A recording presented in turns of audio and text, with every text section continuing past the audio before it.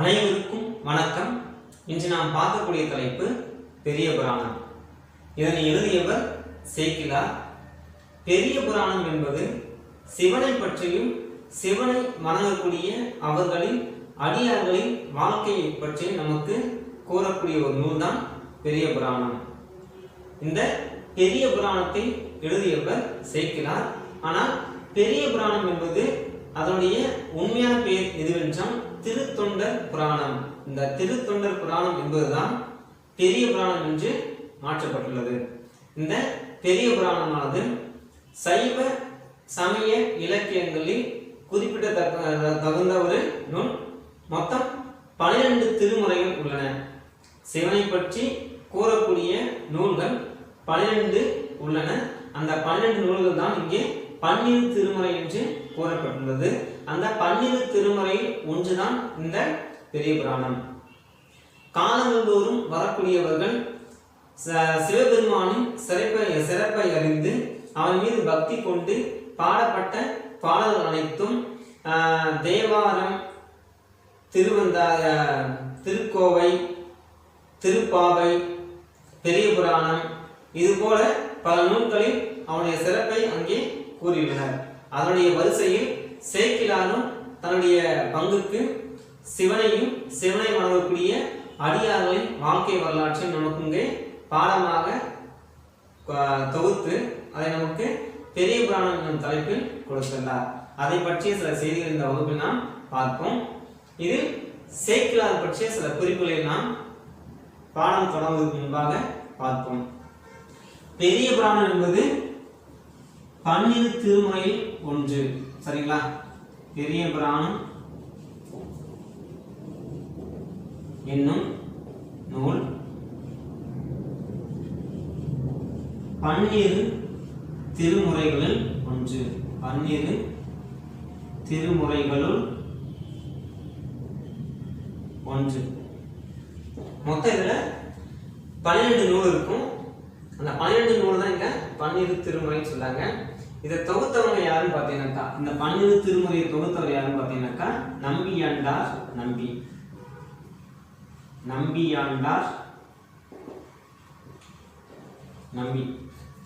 தில்லை, அதாவது சிதம்பரம் கோயில்ல கேட்பாரற்று கிடந்த இந்த ஓலைச்சுவடியெல்லாம் இந்த 12 திருமுறையும் தொகுத்து சில நூல்லாம் பார்த்தீங்கன்னாக்கா கரையான்களாலும் கால வெள்ளத்தாலும் அழைக்கப்பட்டுள்ளது.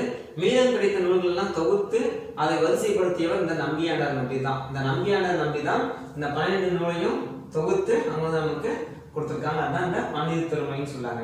சரிங்களா? அப்படி இந்த 12 திருமுறைகளில் ஒரு நூல் தான் இந்த பெரிய புராணம். அதை எழுதியவர் சேக்கிழார். சேக்கிழார் பற்றி சில குறிப்பு பார்க்கலாம்.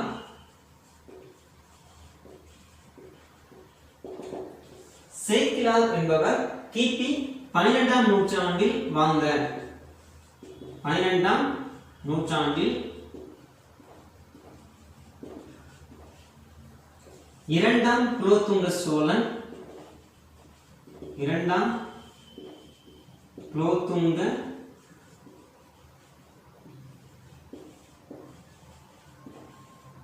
சோழனான இரண்டாம் குலோத்துங்க சோழன், அதாவது அனபாய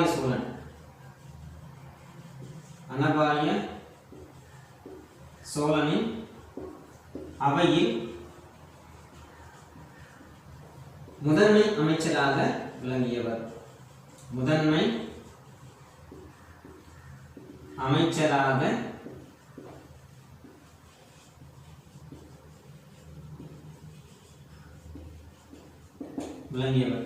கிபி 12ஆம் நூற்றாண்டில் இரண்டாம் குலோத்துங்க சோழனான அனபாய சோழனின் அவையில் முதன்மை அமைச்சராக விளங்கியவர். இவரால் எழுதப்பட்ட நூல் தான் அந்த பெரிய புராணம். இவர் முழுக்க சிவபெருமானின் 63 நாயன்மார்கள், சிவனை வணங்கக்கூடிய அவருடைய அடியார்களான 63 நாயன்மார்களின் வரலாற்றை தொகுத்து எழுதப்பட்ட ஒரு நீண்ட நூல் தான் இந்த பெரிய புராணம். மிக நீளமான நூலாக இருப்பதால் இது பெரிய புராணம், திருத்தொண்டர் புராணம் என்ற நூல் தான் பின்னர் பெரிய புராணம் என்று அழைக்கப்பட்டது. அது ஏன் பெரிய புராணம் அப்படின்னு சொல்லி அழைக்கிறாங்கன்னாக்கா, சிவனடியார்களை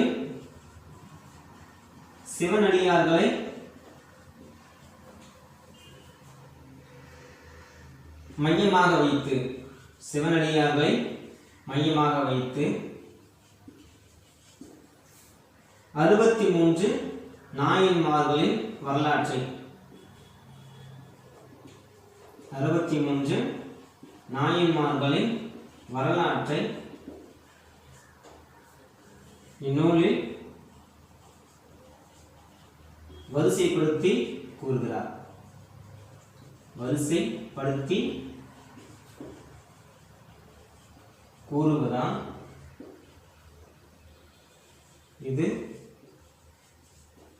திருத்தொண்டர் புராணம் என்றாயிற்று. திருத்தொண்டர் புராணம் என்பதாயிற்று. பின் இதுவே பெரிய புராணம் என அழைக்கப்படுகிறது. பெரிய புராணம் என அழைக்கப்படுகிறது. அப்ப திருத்தொண்டர் புராணம் தான் நம்ம பெரிய புராணம் சொல்லி நம்ம அழைக்கிறோம். சரிங்களா? இப்ப இவருடைய வாழ்க்கை குறிப்பை பார்க்கலாம்.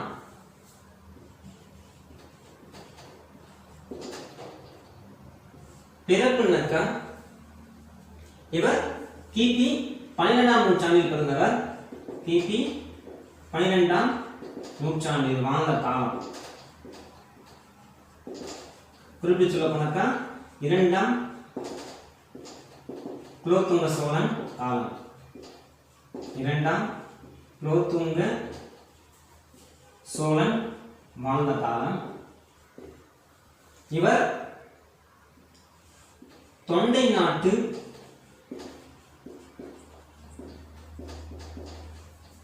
புலியூர் கோட்டத்தில்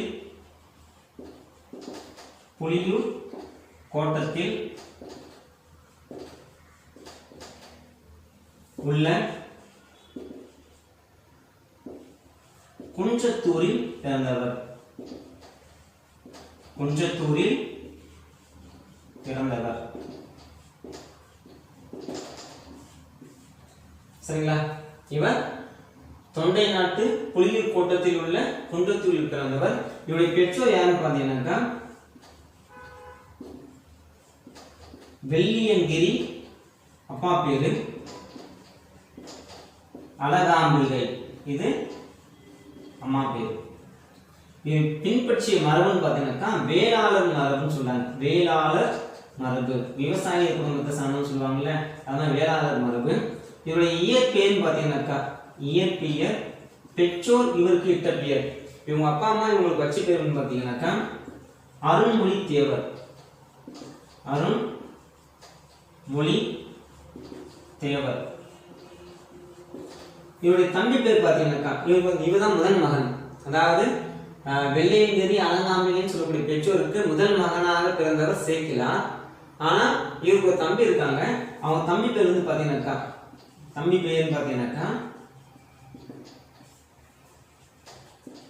பாலரா வாயர் சொல்றாங்க. பாலரா வாயர் தான் அவருடைய தம்பி பேரு. ஏன் இவருக்கு சேக்கிலார் பேர் வந்துச்சுன்னு பார்த்தீங்கன்னாக்கா, ஏன் சேக்கிலார் பெயர் காரணம், சேக்கிலார் சொல்லக்கூடிய பெயர் காரணம் ஏன் வந்துச்சு அப்படின்னு பார்த்தீங்கன்னா,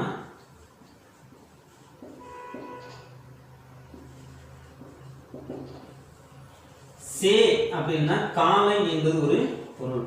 சே என்பது காலை என்ற பொருளை குறிக்கும். காலை என்ற பொருளை குறிக்கும். சே என்றால் காலை என்னும் பொருளை குறிக்கும். சேக்கிலார் என்றால் சேக்கிலார் என்பது காலைக்கு உரியவர். காலைக்கு உரியவர் என்பது பொருள். சே என்பது காலை என்ற பொருளை குறிக்கும். சேக்கிலார் என்பது காலைக்கு உரியவர் என்னும் பொருளை குறிக்கும். வெள்ளாளர் அந்த மரபுல, சரிங்களா, வெள்ளாளர் அந்த வெள்ளாளர் மரபில் காளையை வைத்து உழவு தொழில் செய்து வந்தவர்களில் நம்ம ஏரெல்லாம் போடுவோம்ல, விவசாயம் செய்யும் போது காளை மாட்டெல்லாம் வச்சு ஏர் உழுவாங்க. இது மாதிரி வெள்ளாளர் மரபில் காளையை வைத்து உழவு தொழில் செய்து வந்தவர்களில் சிவனடியாராகவும் அமைச்சராகவும் பதவி வகித்த காலத்தால் இவருக்கு சேக்கிலார் என்னும் பெயர் வந்தது அப்படின்னு சொல்றாங்க. வெள்ளாளர் மரபில் காளையை வைத்து உழவு தொழில் செய்து வந்தவர்களில் இவர் மிகவும் சிறந்த சிவனடியாராகவும் அமைச்சராகவும் விளங்கிய காலத்தால் இவர் சேக்கிலார் என்று பெயர் வந்தது. இதனால் அவருடைய இயற்பெயரான அருள்மொழி தேவர் என்பது மறைய தொடங்கிவிட்டது. அப்ப இயற்பெயர் என்பது அருள்மொழி தேவர். ஆனால் இவர் காளையை வைத்து உழவு தொழில் செய்து வந்தவர்களில் சிறந்த சிவனடியாராகவும் அதே போல முதன்மை அமைச்சராகவும் விளங்கிய காரணத்தால் இவர் சேக்கிலார் என அழைக்கப்பட்டார் அப்படின்னு நமக்கு இங்க சொல்றாங்க. அடுத்து பாருங்க, இரண்டாம் குலோத்துங்க சோழன். சரிங்களா, இரண்டாம் குலோத்துங்க சோழன். இரண்டாம் குலோத்துங்க சோழன் சமண நூலான சீவக சிந்தாமணி என்னும் நூலை படித்து, சமண நூலான சீவக சிந்தாமணி என்னும் காமரசன் நூலை படித்துக் கொண்டிருந்தான். சரிங்களா, சீவக சிந்தாமணி என்னும் காமரச நூலை படித்து அவன் போர் போன்ற நிகழ்ச்சிகளில் ஈடுபடாமல் இருந்தமையால் மன்னனையும் மக்களையும் நல்வழிப்படுத்த வேண்டி, மன்னனையும் மக்களையும் நல்வழி கொண்டு வருவதற்காக சேக்கிலார் அவர்களால் எழுதப்பட்ட நூல் தான் இந்த பெரிய புராணம் சொல்றாங்க. சரிங்களா, இந்த நூல் வந்து அவர் எப்படி எழுதாருனாக்கா, சேக்கிலார் வந்து இந்த பெரிய புராணம் சொல்லக்கூடிய நூலை வந்து எப்படி எழுதினாருன்னு பார்த்தீங்கன்னா, உமாபதி சிவாச்சாரியார், உமாபதி சிவாச்சாரியார் அவர்களால் எழுதப்பட்ட நூல் தான் சேக்கிலார் புராணம். இந்த உமாபதி சிவாச்சாரியார் அவர்களால் எழுதப்பட்ட நூல் தான் இந்த சேக்கிலார் புராணம். இந்த நூலையும் மீனாட்சி சுந்தரம் பிள்ளை, மீனாட்சி சுந்தரம் பிள்ளை இவர்களால் எழுதப்பட்ட நூல் தான் சேக்கிலார் பிள்ளை தமிழ். சேக்கிலார் பிள்ளை தமிழ். இந்த இரண்டு நூலையும் முன்வைத்து தான் இந்த பெரிய புராணம் எழுதப்பட்டது. அதாவது திருத்தொண்டர் புராணம் எழுதப்பட்டது. இந்த திருத்தொண்டர் புராணம் என்னும் நூலை எழுத இவர் தில்லை நடராசன் கோயிலுக்கு சென்று அங்கே தங்கி இவர் அந்த நூலை எழுதினார் என்பது வரலாறு. அது மட்டும் இல்ல, இந்த தில்லை நடராசன் கோயில் சிதம்பரம் கோயில்ல சிவபெருமானி இந்த பாடலை எழுதுவதற்கு உலகெல்லாம் என்னும் சொல்லக்கூடிய அடியை எடுத்துக் கொடுத்ததாக புராண செய்தி நமக்கு கூறுகிறது. பெரிய புராணம் என்ற நூலை சேக்கிலார் அவர்கள் தில்லை நடராசன் கோயிலில் எழுதும் பொழுது அந்த சிவபெருமானை நேரடியாக வந்து உலகெல்லாம் என்னும் அடியை எடுத்துக் கொடுத்ததாக இந்த புராணமானது நமக்கு கூறுகிறது.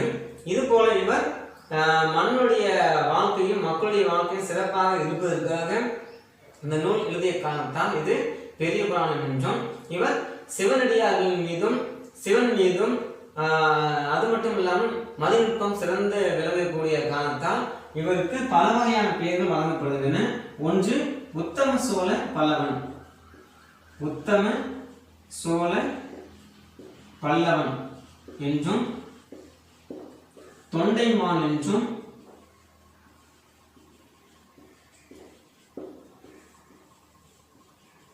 தெய்வ சேக்கிலார் என்றும், தெய்வ புலவர் என்றும் பல பெயர்களால் இவர் அழைக்கப்படுகிறார்.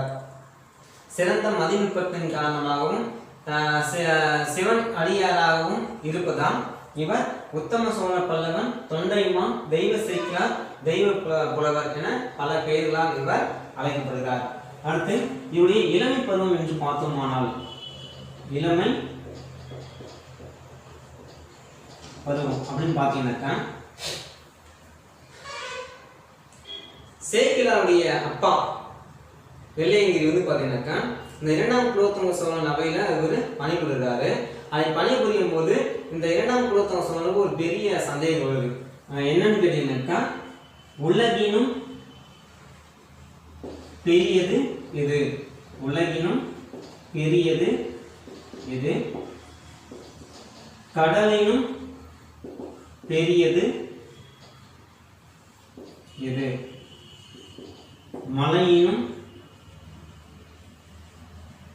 பெரியது எது? அப்படின்னு சொல்லி இந்த இரண்டாம் குலோத்துங்க சோழனுக்கு ஒரு மிகப்பெரிய ஒரு சந்தேகம் வருது. அப்ப இந்த சந்தேகத்தை வந்து தீர்க்க முடியாம இந்த முதன்மை அமைச்சராக இருக்கக்கூடிய இந்த சேக்கிழாருடைய அப்பா வந்து அவர் வருத்தப்பட்டிருக்கும் போது தான் சேக்கிழார் வந்து இந்த 3 கேள்விகளுக்கும் சரியான பதிலை வந்து சொல்லி அனுப்புறார். அப்படி இந்த சேக்கிழார் தான் இந்த 3 வினாவுக்கும் பதில் தந்தார்னு சொல்லி சேக்கிழாருடைய அப்பா போய் இரண்டாம் குலோத்துங்க சொல்லும்போது அந்த இரண்டாம் குலோத்துங்க சோழன் இவருடைய சிறப்பை கருதி சேக்கிழாரே தன்னுடைய முதன்மை அமைச்சராக அவர் பணியாற்றுறார். சரிங்களா? அப்போ வந்து பார்த்தீங்கன்னாக்கா அந்த இரண்டாம் குலோத்துங்க சோழனுடைய அவையில முதல் அமைச்சராக இருப்பவர் இந்த சேக்கிழார். இந்த சேக்கிழாரானவர் தனது ஊரில் உள்ள திருநாகேஸ்வரம்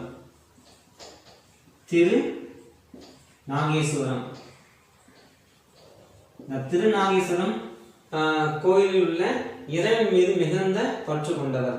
சேக்கிழார் திருநாகேஸ்வரம் கோயிலில் உள்ள இறைவன் மீது மிகுந்த பற்று கொண்ட காரணத்தான் இந்த திருநாகேஸ்வரம் என்னும் கோயிலை தன்னுடைய குன்றத்தூரில் அங்கு ஒரு தனி கோயிலாக அமைக்கிறார்.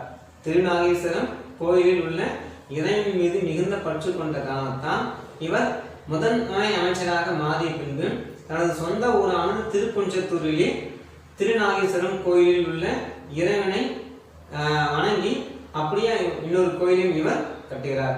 அது மட்டும் இல்ல, இவர் வந்து பார்த்தீங்கன்னாக்கா இரண்டாம் குலோத்துங்க சோழன் போர் போன்ற நிகழ்ச்சிகளில் கலந்து கொள்ளாமல் அவருடைய மனமானது கேளிக்கை போன்ற நிகழ்ச்சிகளில் அதிகம் பங்கு கொண்ட காரணத்தால் இவன் சமண முனிவரான திருத்தக்க தேவர்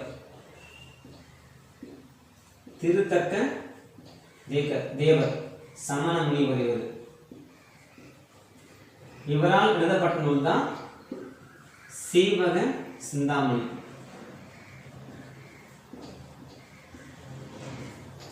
இந்த இரண்டாம் குலோத்துங்க சோழன் போர் போன்ற நிகழ்ச்சிகளில் கலந்து கொள்ளாமல் வேடிக்கை போன்ற நிகழ்ச்சிகளில் தன்னுடைய மனதை செலுத்தி சமண முனிவரான திருத்தக்க தேவரால் எழுதப்பட்ட இந்த சீவக சிந்தாமணி நூலை படித்து அவன் தன்னுடைய வாழ்க்கையை கழித்து கொண்டிருந்தான்.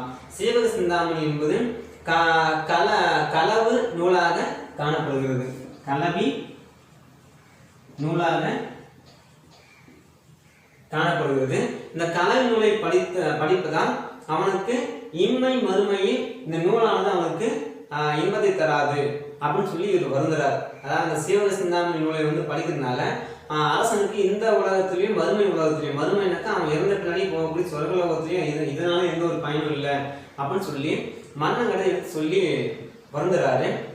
அப்படி சொல்லும் போதுதான் அந்த இரண்டாம் குலோத்துங்க சோழனுக்கு சுந்தரர் எழுதிய சுந்தர மூர்த்தி நாயனார், சுருக்கமா சுந்தரன்னு சொல்லி அழைப்பாங்க, இந்த சுந்தரமூர்த்தி நாயனார் எழுதிய திருத்தொண்டர் தொகை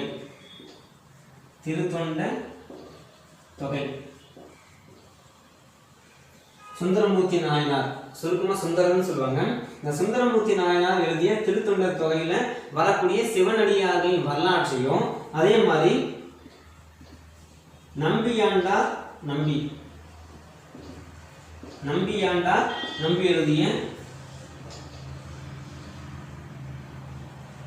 திருத்தொண்ட திருவந்தாதி,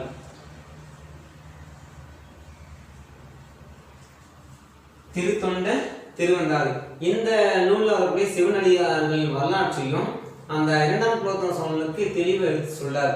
அப்படி தெளிவை எடுத்து சொன்ன பின்னாடிதான் அரசனுக்கு அந்த சிவனடியார்களின் வரலாற்றை வந்து நான் தெளிவா தெரிஞ்சுக்கணும் அப்படின்னு சொல்லி சேக்கிழார் சொல்றாரு.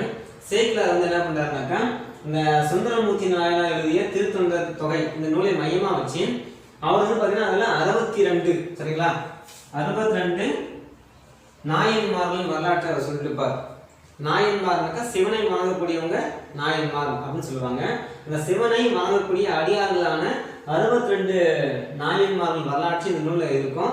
அதையும் சுந்தரமூர்த்தி நாயனாரே ஒரு அடியாரா சேர்த்தி 63 நாயன்மார்கள் வரலாற்றை வந்து ஊர் ஊரா போய் அங்கிருந்த கல்வெட்டுகள்லையும் அதே மாதிரி எழுதாத இலக்கியமான நாட்டுப்புற பாடலையும் தெரிந்து கொண்டு அதே மாதிரி அடியார்களை பற்றிய செய்தியும் கதையும் கேட்டு இவன் தெளிவாக அதிகப்படியான செய்தியெல்லாம் சேகரித்து அதன் மூலியமா இது வந்து மிகப்பெரிய ஒரு புராணத்தை எழுதுறார். சரிங்களா?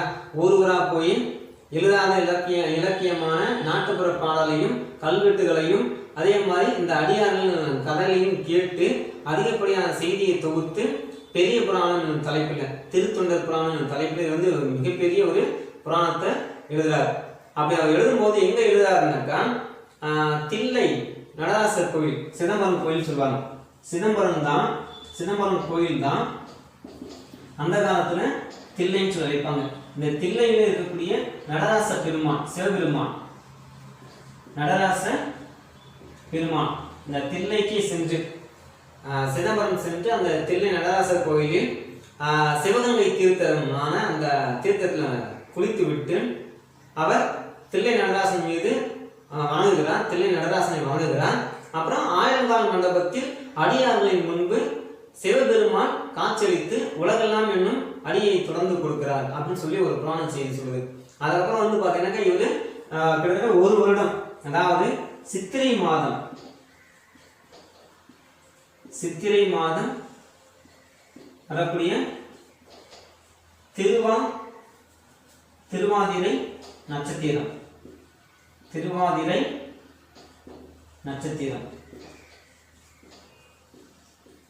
சித்திரை மாதம் வரக்கூடிய திருவாதிரை நட்சத்திரம் அந்த நாள்ல அந்த பாட்டு எழுத தொடங்குறாரு. திரும்ப அடுத்த வருடம் அதே சித்திரை மாதம் திருவாதிரை நட்சத்திரம் அன்று தன்னுடைய பாட்டை வந்து எழுதி முடிக்கிறாரு. கிட்டத்தட்ட ஒரு வருடம் வந்து பார்த்தீங்கன்னா அந்த பாட்டு எழுதுறதுக்கு அவர் எடுத்துக்கொள்றாரு.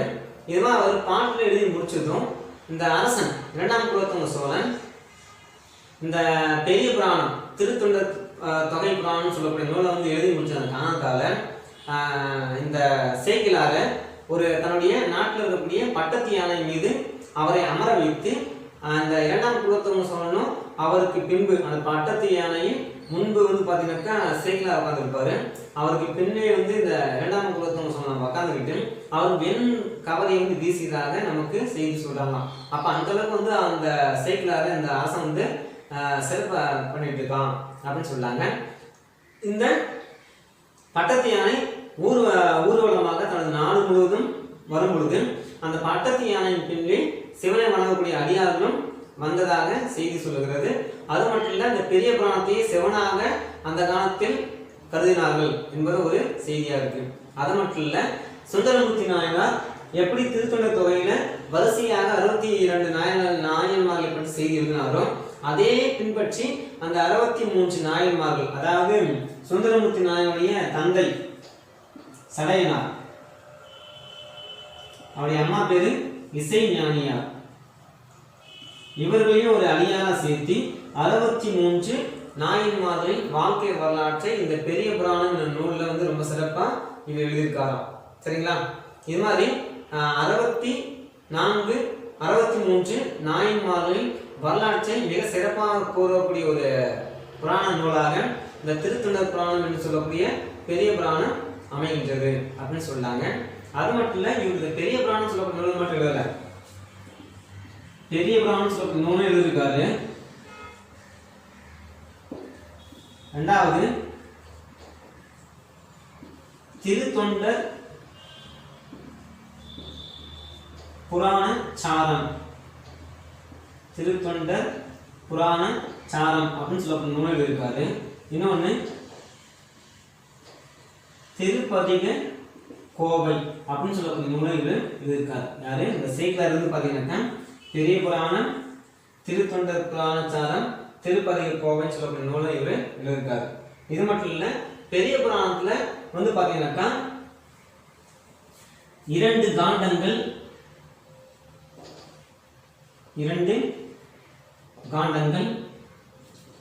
13 சருக்கங்கள்